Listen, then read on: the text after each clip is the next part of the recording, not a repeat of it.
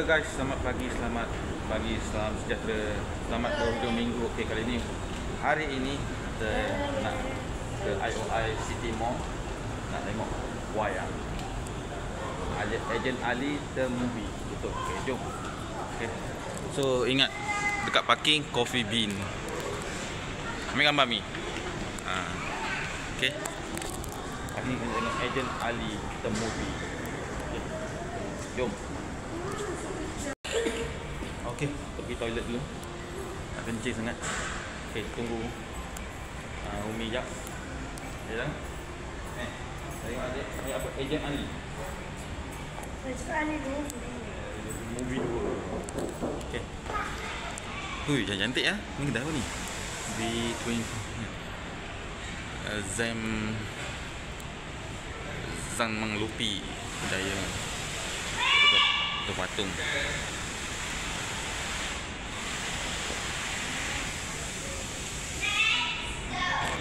Okey, kita dah sampai GSC IMAX Premier.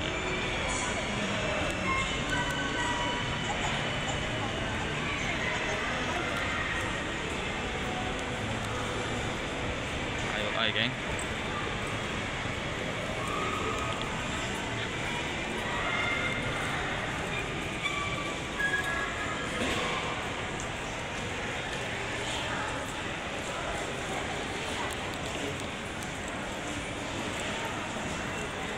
Online kot ni. Mesin tu kot.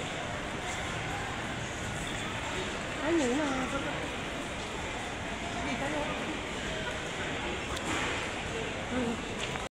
Ni. Tu dah tu. Sik. Buat pagi. Jalan dulu. Jalan Jalan dulu. 11.35 pagi. Okey. Ni mesin dia. Go, kita jalan dulu.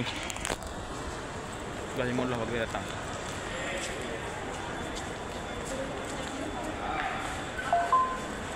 Umi duduk sana duduk. Habis nak jalan dengan Adam dulu. Duduk dah.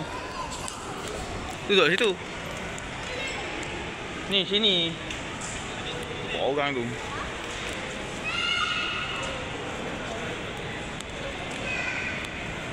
Okey, tiket ni, ini tiket, ini resit pembelian. So makanan yang dah order kat sini, korang nak ambil sekarang ni ke ataupun korang nak ambil masa nak masuk nanti, dua-dua pun boleh. Okey. Okey, makanan dah ambil. Ni dah. Hello guys. Ni birthday girl. Birthday boy. Birthday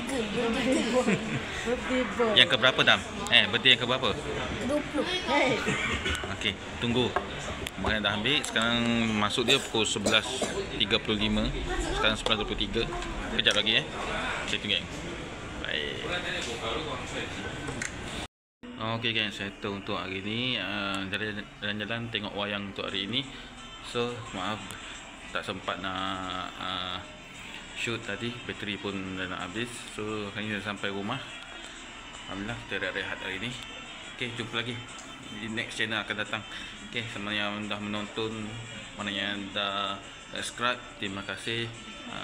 Mana yang belum, cuba bantu saya untuk tambahkan lagi info-info dan channel yang menarik, rancangan yang menarik untuk saya paparkan kepada anda semua. Okey, jumpa lagi di next channel. Thank you geng.